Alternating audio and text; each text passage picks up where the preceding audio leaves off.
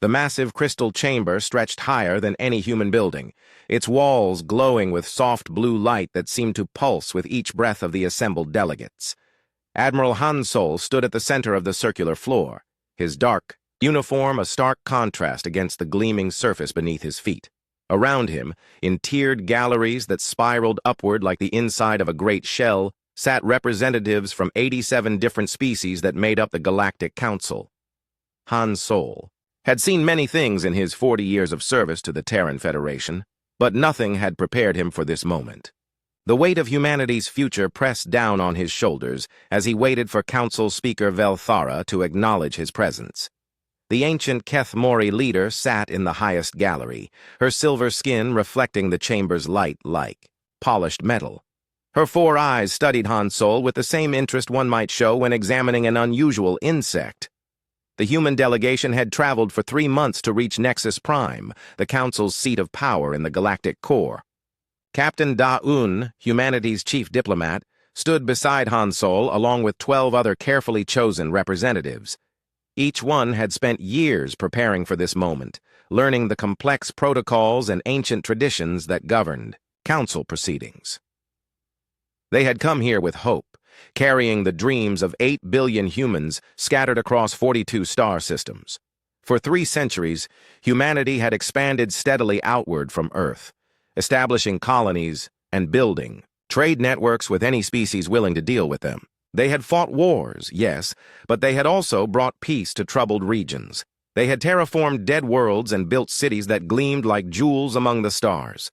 Most importantly, they had proven themselves capable of growth and change. Yet, as Han Sol looked up at the assembled delegates, he saw something in their expressions that made his stomach clench with unease. It was not respect or curiosity or even simple interest. It was the look adults gave to children who had just asked to sit at the grown-up table. Velthara finally spoke, her voice carrying easily through the vast chamber despite its soft tone. "The human delegation seeks full membership in the Galactic Council," she said, each word carefully measured. "They believe themselves ready to join the civilized species of our galaxy in matters of governance and law." A ripple of what Han Sol could only describe as amusement passed through the galleries. He heard the clicking sounds that served as laughter among the insectoid Krentai, the harmonic chimes that indicated humor among the crystalline Velkari. Even species he had never encountered before seemed to find something entertaining about humanity's request. Da-Yun stepped forward slightly, her diplomatic training keeping her expression neutral despite the obvious mockery. "Honored Speaker," she said, "humanity has demonstrated our commitment to peaceful coexistence and mutual prosperity. Our trade networks benefit dozens of species, our technology has solved problems that have plagued entire worlds, and our military has defended Council interests against hostile forces on 17 separate occasions." The speaker's 4 eyes blinked in sequence. A gesture Han Sol had learned indicated mild irritation among her species. "Indeed," Velthara replied. "Humanity has shown remarkable energy in your brief time among the stars. However, energy without wisdom is dangerous. Your species exhibits troubling tendencies that concern this council." Han Sol felt his jaw tighten, but he remained silent. This was Da-Yun's moment to speak for their species. "What tendencies concern the council?"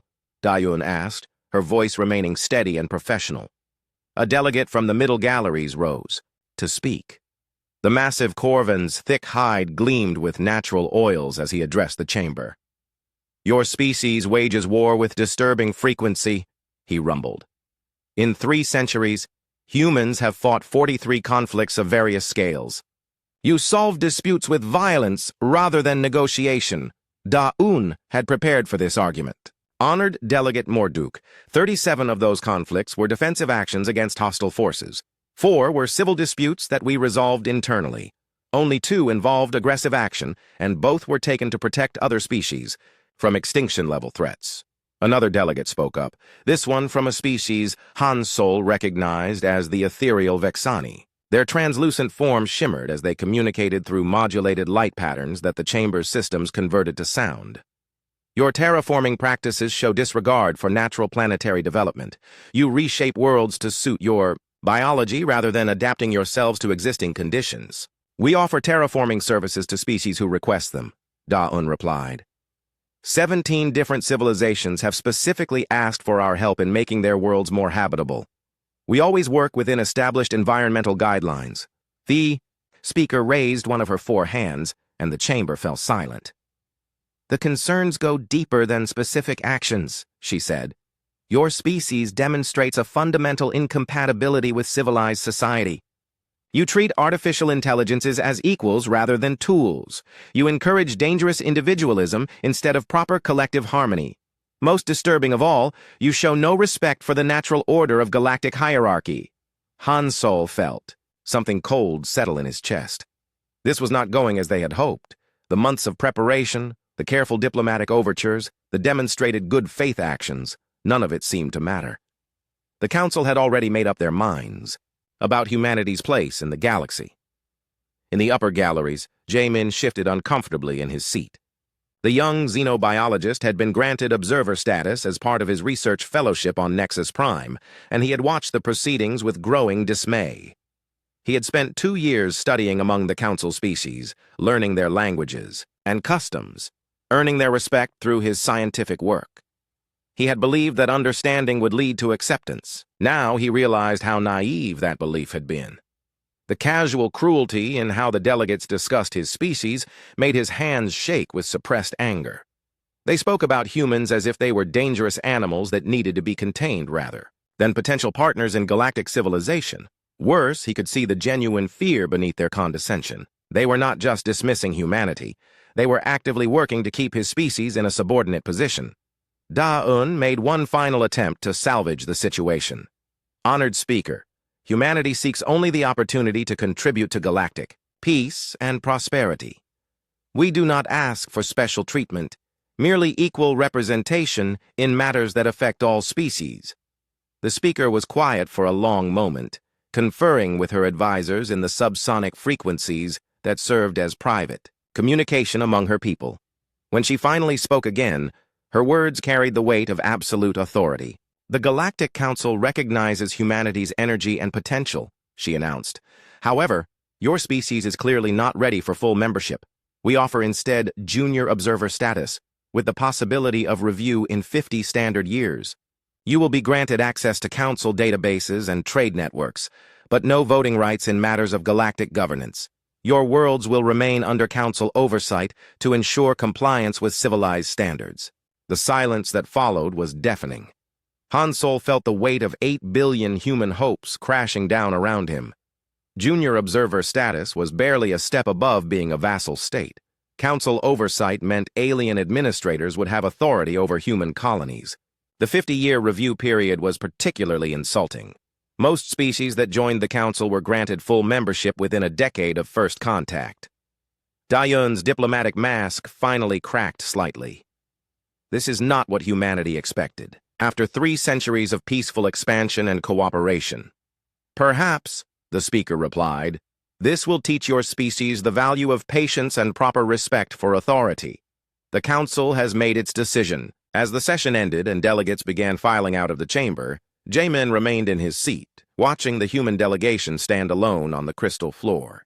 He could see the defeat in their posture, the careful control they maintained to avoid showing weakness before their dismissive audience. Something hardened inside him as he witnessed this moment of cosmic humiliation. The Council believed they had put humanity in its proper place, contained the dangerous primitives while still gaining access to their useful energy and innovation. They had no idea that their casual cruelty would plant seeds that would grow into something far beyond their ability to control. In trying to teach humanity patience and respect for authority, they had instead taught them that acceptance would never come through submission. Han Sol and his delegation left Nexus Prime the next day, carrying with them the bitter taste of rejection and the growing realization that humanity's future lay along a very different path than they had imagined. 5 years had passed since the humiliation at Nexus Prime, and on the surface, humanity appeared to have accepted their diminished role in galactic society. Human colonies continued their trade relationships with Council species, human scientists participated in joint research projects, and human diplomats attended Council functions with appropriate deference. To the casual observer, the Terran Federation had learned its lesson about challenging established galactic hierarchy. Tae-ho knew better. As Director of Human Colonial Affairs, he understood that appearances could be carefully crafted to hide deeper truths. His office on Mars overlooked the bustling spaceport where ships arrived and departed every hour, carrying goods and people between the 47 human worlds now scattered across the galaxy. What the Council observers failed to notice was that the cargo manifests had begun to show subtle changes over the past 18 months. Project Dandelion had been his idea, named after the Earth plant that could take root anywhere and spread its seeds on the wind.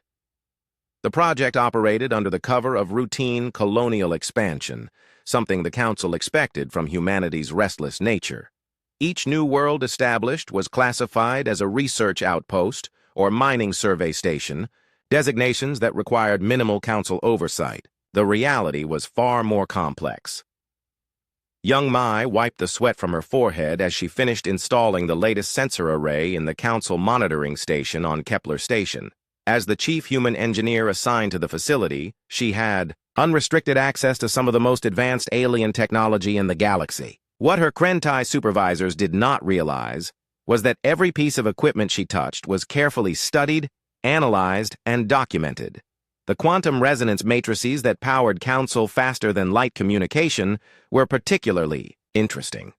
The mathematical principles behind their operation were elegant but inefficient, relying on brute force rather than finesse to achieve quantum entanglement across galactic distances. Young Mai had identified at least 14 ways to improve the design, reducing power consumption by 30% while increasing range and clarity. She made careful notes in the encrypted datapad hidden within her toolkit, adding another entry to the growing database of Council technology that human scientists were quietly dissecting and improving. The information would be transmitted to human research facilities through seemingly routine maintenance reports, where teams of engineers would work to create superior versions of every system they studied.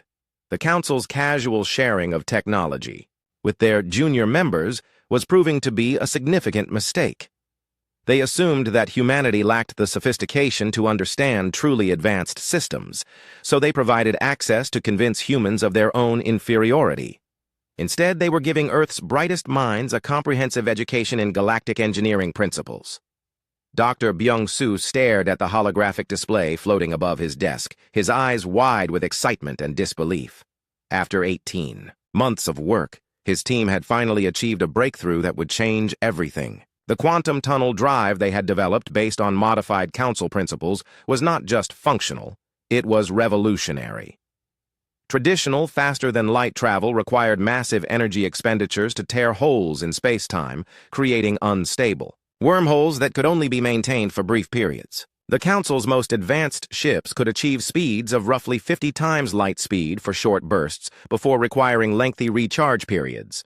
Byung-Soo's new drive system could maintain 70 times light speed indefinitely while consuming half the energy. More importantly, ships equipped with the new drive would be completely undetectable by Council sensor networks. The quantum signatures were so different from known technology that existing monitoring systems would not even recognize them as artificial constructs. A human fleet could travel anywhere in the galaxy without the Council knowing they had ever left port. The implications were staggering. For the first time since joining galactic society, humanity would possess a decisive technological advantage over the species that had rejected their bid for equality. The question was how to use that advantage wisely.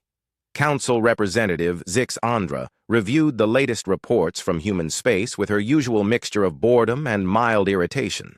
The humans continued their predictable pattern of expansion and minor technical difficulties, nothing that required serious attention from the Council administration.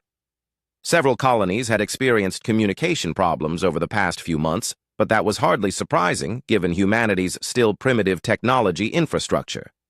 The Velkari representative made note of the issues in her weekly summary report, recommending that the Council consider offering technical assistance to improve human communication networks. It would provide another opportunity to demonstrate Council superiority while ensuring better monitoring of human activities. The thought that human technology might actually be advancing beyond Council capabilities never occurred to her. Wu Jin, stood in the command center of the transport ship Harmony, watching as the last group of evacuees from the agricultural world of New Kyoto boarded the massive vessel. 3,000 farmers and their families, along with their essential equipment and genetic seed banks, represented another successful extraction operation completed without raising council suspicions. The process had been refined over dozens of similar operations. Human worlds that had accepted council oversight were gradually depopulated through a series of carefully planned evacuations disguised as routine population transfers. Official records showed families relocating to new colonial opportunities or taking positions in human-controlled industrial facilities. The reality was that they were being moved to hidden settlements in sectors that the Council had not yet surveyed. Each evacuation was a masterpiece of coordination and misdirection.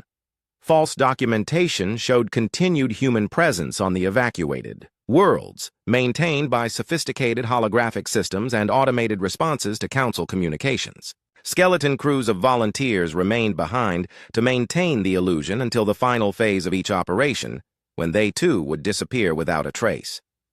The efficiency of the process was remarkable. Entire worlds could be stripped of their human populations in less than 72 hours, leaving behind empty cities and deactivated infrastructure that would appear to have been abandoned for years.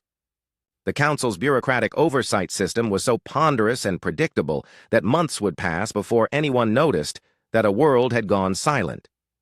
Wu Jin felt a mixture of sadness and satisfaction as he watched New Kyoto's lights fade into the distance. Another human world was now free from Council control, its people safe in hidden colonies where they could build whatever future they chose. The cost was abandoning the homes they had spent generations building, but the alternative was remaining, under the thumb of species that would never see them as equals. The ship's navigation officer, a young woman named Hei Wan, approached with the latest sensor readings. "Council patrol ship detected at the edge of the system," she reported. "They're maintaining standard monitoring distance and showing no signs of interest in our departure." Wu Jin nodded, unsurprised. The Council patrol would dutifully log the transport's departure as another routine cargo run between human colonies. They would not bother to scan the ship's contents or question its destination. After all, what could humans possibly be doing that would require serious investigation? On the hidden world of Haven, located in a star system that Council charts still listed as uninhabited, Han Sol reviewed the latest progress reports from evacuation teams across human space. 47 worlds had been successfully cleared over. The past 2 years, with their populations relocated to 17 different hidden colonies. The numbers were staggering. Nearly 2 billion humans had vanished from Council-monitored space without triggering any significant investigation. The success of the operation exceeded even Han Sol's most optimistic projections. Human organizational, skills and technological advantages had combined to create something unprecedented in galactic history. The complete disappearance of an entire civilization from under the noses of their supposed supervisors. But the evacuation was only the first phase of humanity's response to their rejection by the Council. Phase 2 would begin soon, and it would demonstrate to the galaxy just how badly the Council had misjudged the species they had dismissed as primitive and unworthy. In research facilities hidden throughout the Outer Rim, human scientists worked around the clock to perfect technologies that would give their species independence from galactic civilization. Faster ships, better weapons, more efficient agriculture, artificial intelligence systems that surpassed anything the Council possessed. All of it was being developed in secret, while the Council remained blissfully unaware that their former subjects were preparing to leave them behind. The seeds scattered by Project Dandelion were taking root in distant soil, growing into something the galaxy had never seen before, a human civilization that owed nothing to alien oversight and answered to no authority except their own collective will. Soon, the Council would discover that their attempt to teach humanity patience and respect had instead taught them the value of self-reliance and the price. Admiral Hyejin stood on the bridge of the battleship Liberation, watching through the main viewport as the last human evacuation ships disappeared into the swirling colors of quantum space. Below them, the world of New Seoul lay empty and silent, its cities dark except for the automated systems that would maintain the illusion of habitation for a few more weeks. After that, even the pretense would end. The evacuation of New Sol marked the completion of humanity's withdrawal from Council space.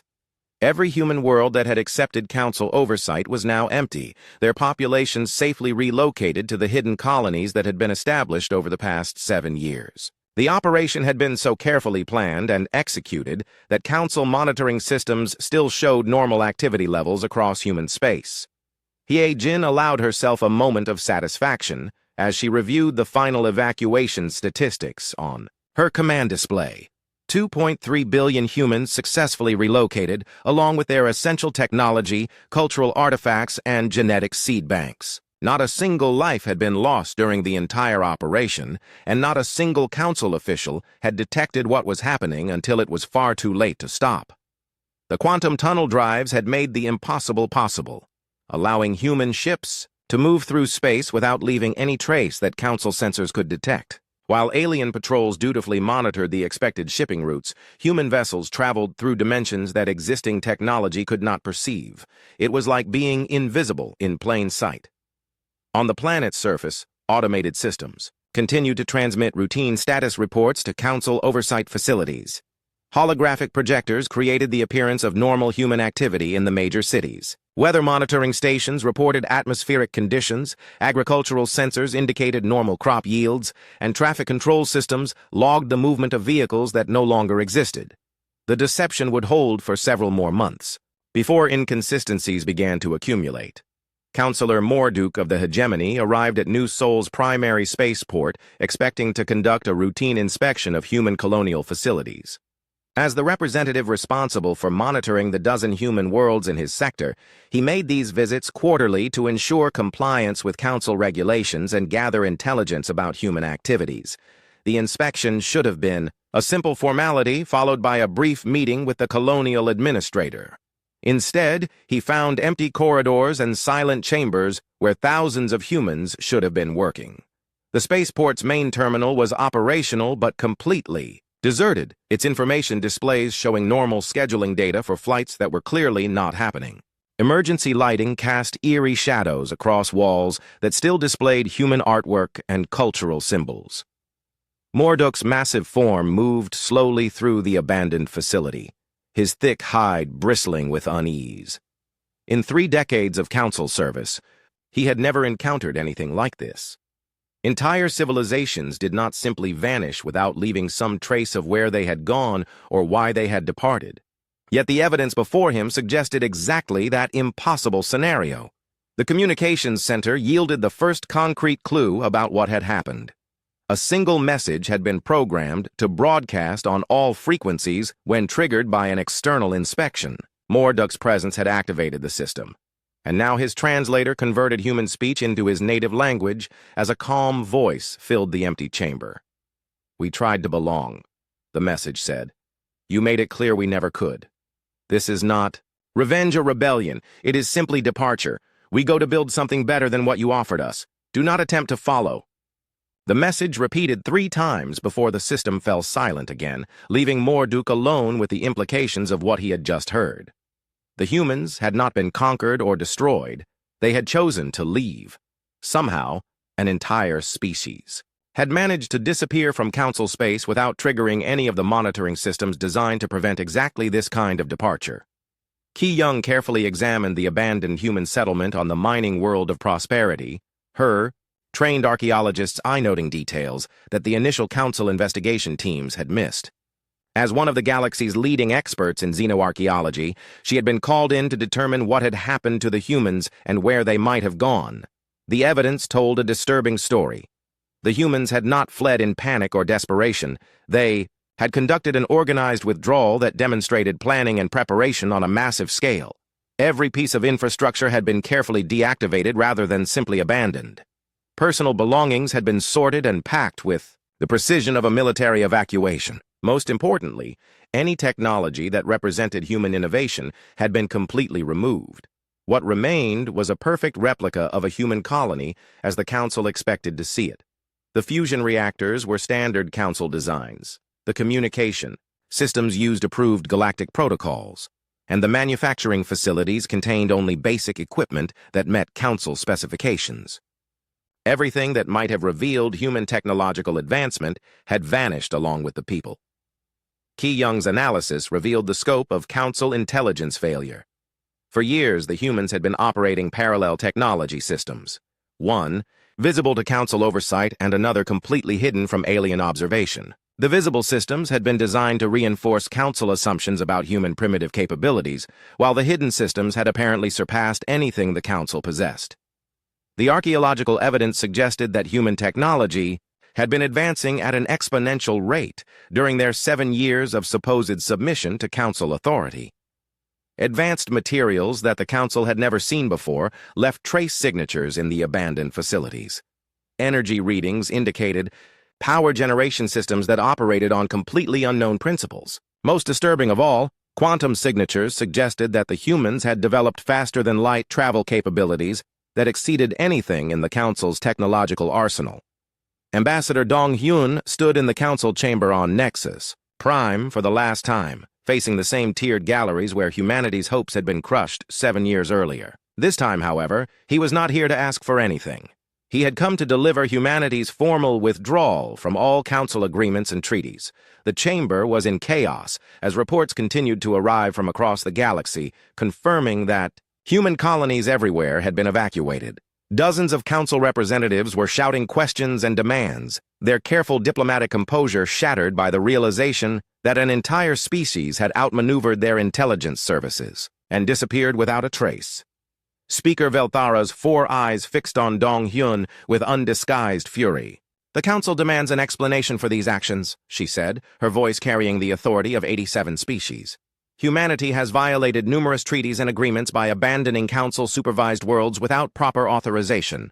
Dong Hyun smiled politely, his diplomatic training keeping his expression neutral, despite the satisfaction he felt at seeing these arrogant aliens finally forced to confront their own failure. "Honored Speaker," he said, "humanity withdraws from all treaties and agreements with the Galactic Council, effective immediately. We thank you for the educational experience of the past 7 years." The chamber erupted in outrage as delegates realized the implications of his statement. Without treaty obligations, the Council had no legal authority over human actions. Humanity was essentially declaring independence from galactic civilization, something that had never happened in Council history. "You cannot simply leave," Morduk roared from his gallery. "The Council will not permit entire species to operate outside galactic law and order." "The Council," Dong Hyun replied calmly, "will discover that your permission is no longer required. Humanity has learned much from our association with your civilization, including the valuable lesson that freedom cannot be granted by others. It must be taken by those who desire it." Velthara raised her hands for silence, her ancient mind racing to understand how humanity had managed to achieve what should have been impossible. "Where have your people gone?" she demanded. "The Council requires this information for galactic security purposes." Dong Hyun's smile widened slightly. "That information is classified under human sovereignty protocols. However, I can assure the Council that humanity poses no threat to any species that does not threaten us first. We seek only to be left alone to build our own civilization according to our own values."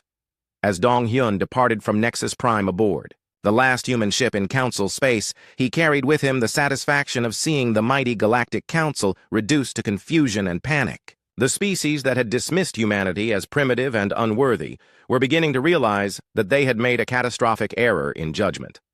Behind him, the Council faced the unprecedented challenge of governing a galaxy where entire civilizations could simply choose to leave if they found the terms of membership unacceptable. For the first time in their history, the Council's authority had been directly challenged, not through rebellion or warfare, but through the simple expedient of departure. The emergency session of the Galactic Council convened 3 months after humanity's departure, but the atmosphere in the Great Crystal Chamber had changed dramatically from the confidence and order that had characterized previous meetings. Representatives spoke in hushed, urgent tones as they shared reports of crises erupting across their territories, crises that would have been easily resolved with human assistance just months earlier. Speaker Velthara's silver skin had taken on a dull, tarnished appearance that reflected her growing desperation. The synthetic plague ravaging the Velkari homeworld had already claimed 12 million lives, and their best scientists remained baffled by the rapidly mutating pathogen. Traditional council medical protocols had proven completely ineffective against the disease, which seemed to adapt to every treatment they attempted. The cruel irony was not lost on anyone present. Human biotechnology could have solved the crisis in weeks. 7 years earlier, the Council had dismissed human medical advances as crude and primitive, preferring their own traditional methods that relied on established protocols rather than adaptive innovation. Now those same crude techniques represented the only hope for saving an entire civilization. Dr. Kalvex of the Velkari Medical Consortium stood before the assembly, his crystalline form flickering with the distress patterns that indicated extreme emotional trauma among his species. "The plague continues to evolve faster than our ability to develop countermeasures," he reported, his translated voice carrying obvious despair. "We estimate complete population collapse within 18 months, unless we find an effective treatment." Counselor Zethara of the Diplomatic Corps had the unpleasant duty of delivering the next piece of bad news.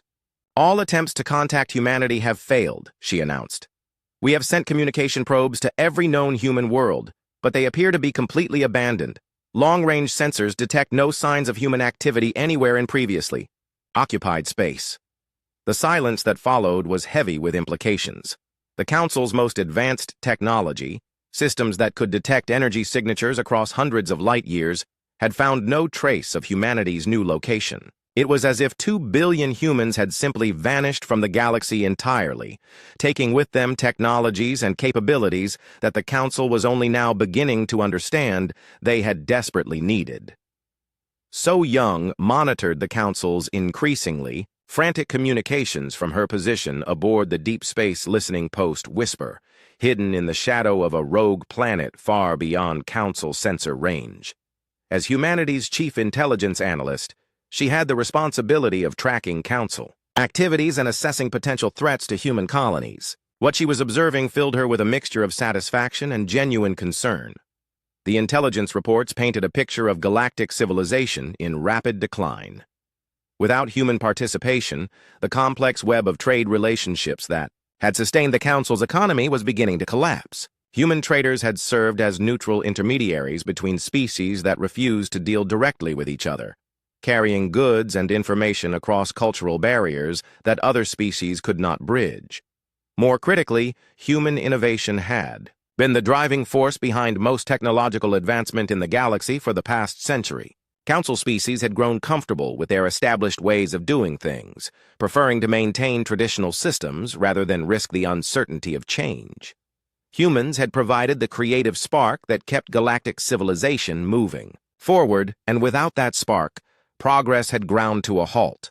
The economic analysis was particularly revealing. Sung Ho's detailed reports from the Human Colonial Archives showed that humanity had been involved in 34% of all interspecies trade, despite representing less than 8% of the galaxy's total population.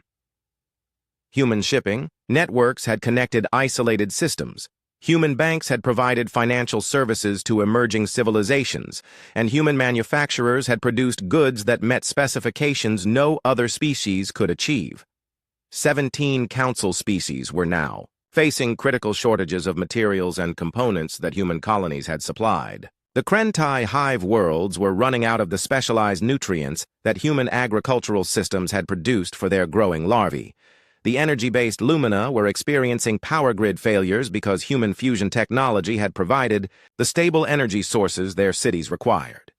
Most disturbing of all were the security implications. Human military doctrine and strategic thinking had been the foundation of Council defense planning for decades, even though the Council had never officially acknowledged this dependence. Human officers had served as advisors in 43 different conflicts, their tactical innovations often proving decisive in achieving victory with minimal casualties.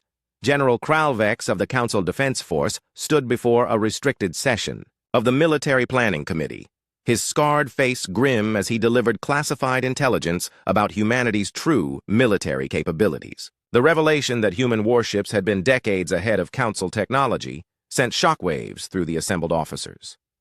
Analysis of abandoned human facilities reveals weapon systems we never knew existed. Kralvex reported. Energy. Signatures indicate defensive capabilities that could have neutralized our entire fleet. Hull materials suggest armor effectiveness that exceeds our best military specifications by orders of magnitude. Most concerning, we have found evidence of weapons testing that indicates destructive potential far beyond anything in Council arsenals. The implications were staggering. For 7 years, the Council had assumed that human military forces were adequate but unremarkable, useful for handling minor conflicts, but no match for the combined might of galactic civilization.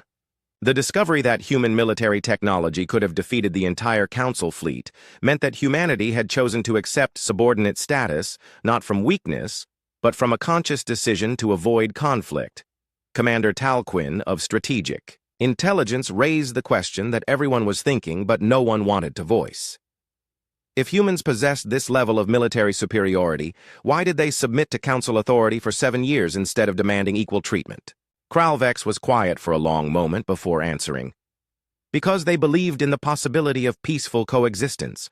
They thought they could earn acceptance through cooperation rather than intimidation.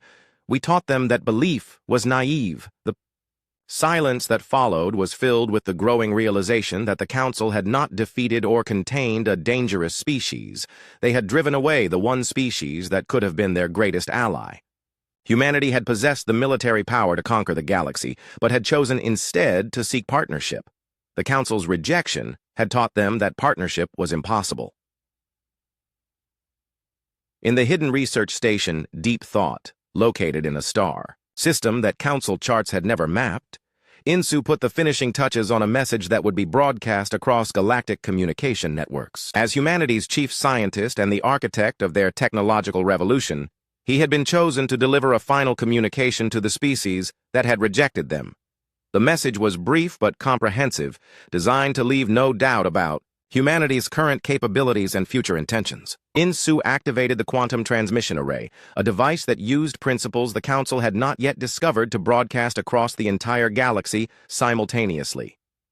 To the Galactic Council and all member species, his voice echoed through space, reaching every inhabited world within hours. Humanity has established sovereign territories beyond Council space, protected by defenses and technologies that Council forces cannot match or penetrate. We have no desire for conquest or revenge.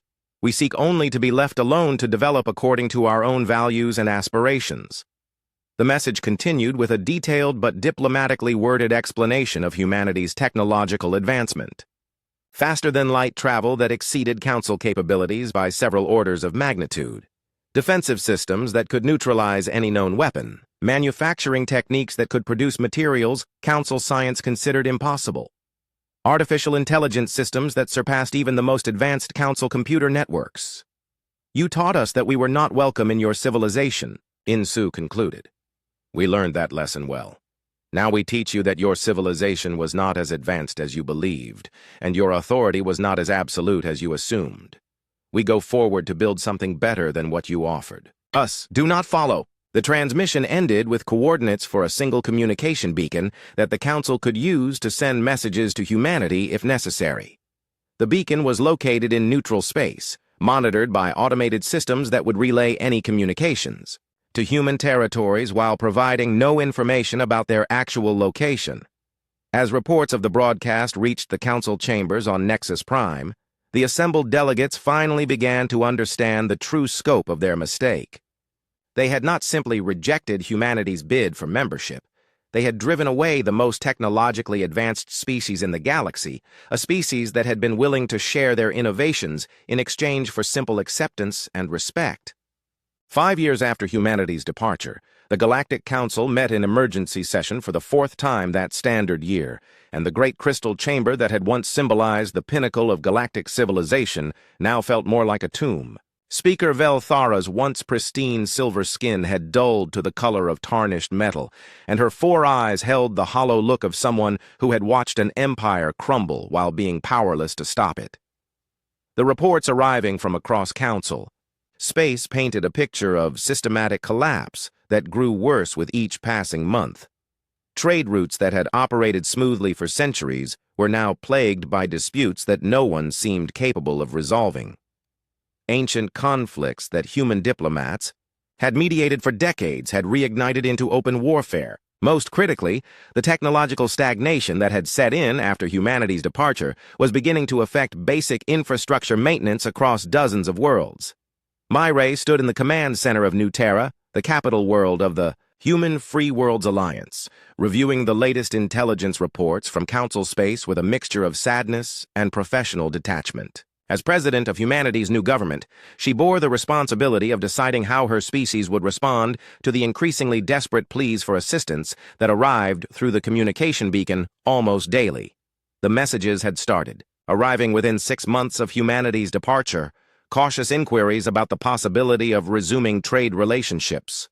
Over time, they had grown more urgent and more desperate as Council species realized the true extent of their dependence on human capabilities. Now entire civilizations were begging for help with problems that human technology could solve in days, but that Council science seemed unable to address at all. The most recent message had come from the Kethmori themselves, the ancient species, whose speaker had led humanity's rejection 7 years earlier. Their homeworld was facing ecological collapse due to industrial contamination that their traditional environmental management systems could not neutralize.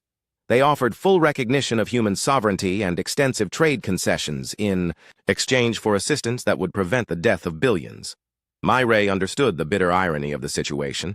The same species that had dismissed humans as too primitive for civilized society were now reduced to begging for help from the civilization they had rejected. The temptation to simply ignore their pleas was strong, but it conflicted with the values that humanity had chosen to embrace in building their new society. Chang Min approached with the latest intelligence summary, his expression grim as he delivered news that would reshape the galactic balance of power. As Director of Human Intelligence Services, he had been monitoring Council activities and the growing alliance between humanity and other species that had been marginalized by the traditional galactic order. 47 species have formally requested admission to the Human Free Worlds Alliance, he reported. Most are civilizations that were denied Council membership or relegated to client state status. Combined, they represent nearly 60% of the galaxy's total population and control access to the primary hyperspace routes through the galactic core. The implications were staggering. Humanity had not simply left Council space, they had created an alternative power structure that was attracting members at an exponential rate. Species that had endured decades or centuries of second-class treatment under Council rule were discovering that human civilization offered something the Council never had: genuine equality and mutual respect. The new alliance was not based on hierarchy or the dominance of one species over others. Instead, it operated on principles of voluntary cooperation and shared benefit that allowed each member civilization to contribute their unique strengths while maintaining their cultural independence. It was everything the Council claimed to be but had never actually achieved.